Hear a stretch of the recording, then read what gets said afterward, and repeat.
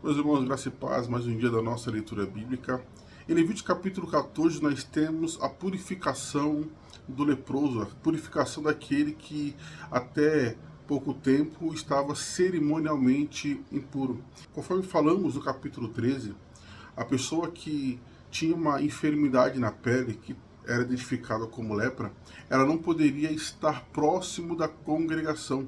Então ela tinha que morar e ela tinha que habitar fora do acampamento. Então quando essa enfermidade ela saía, alguns pontos deveriam ser considerados para a reintegração completa deste enfermo. Há quatro pontos principais. O primeiro deles, o sacerdote tinha que sair do acampamento para analisar essa doença, para analisar se de fato a enfermidade havia sumido. O segundo ponto diz respeito o rito da purificação, em que se ofereciam duas aves para que uma delas pudesse fazer ali uma mistura e passar pela purificação do enfermo. O terceiro ponto diz respeito à lavagem do enfermo. Então, o enfermo, o leproso, aquele que estava cerimonialmente impuro, precisava passar por um processo de lavagem.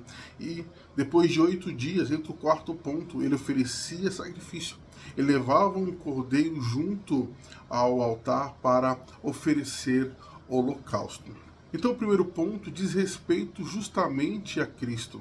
Em Lucas 19:10 diz que ele veio buscar e salvar o que se havia perdido.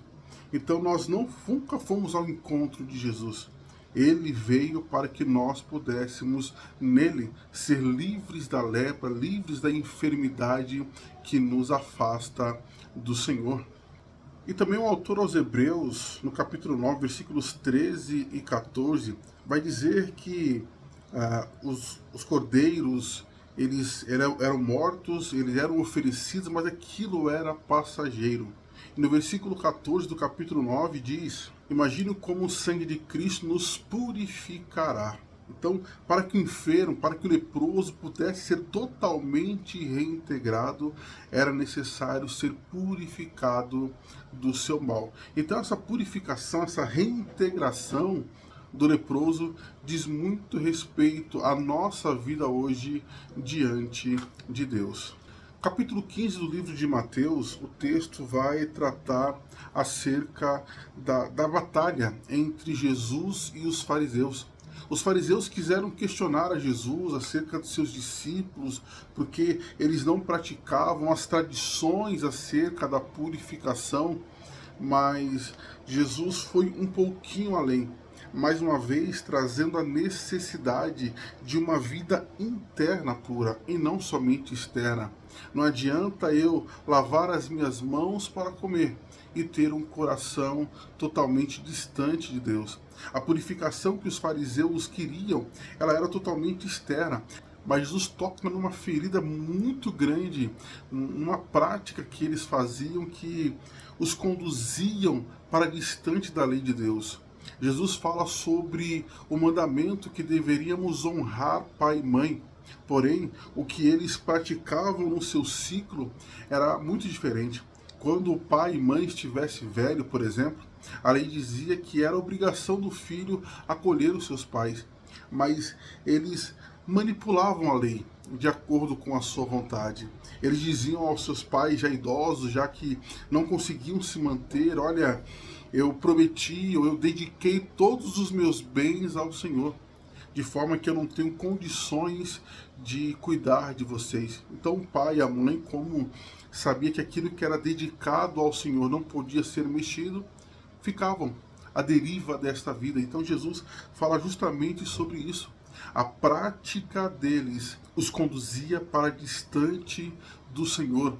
A prática deles maltratava a lei e em desacordo com toda a vontade de Deus. Então a continuidade do capítulo 15 trata acerca da fé e também do cuidado de Deus.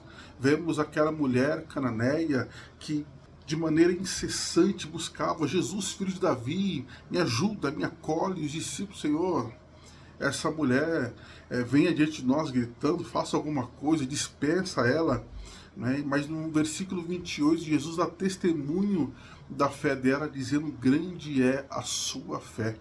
No versículo 30 diz que a multidão colocava diante de Jesus os enfermos para que ele pudesse curar, ou seja, mais uma demonstração de fé e também do cuidado do nosso Senhor. E o capítulo finaliza com mais uma multiplicação, a segunda multiplicação dos pães, em que haviam 7 pães e alguns peixes, e ali se alimentou mais de 4.000 homens, assim como mulheres e crianças, e ainda sobraram 7 cestos cheios. É o cuidado do Senhor para com aqueles que o seguiam já há 3 dias. Então, essas são as nossas considerações de hoje. Que o Senhor Deus te abençoe e boa leitura.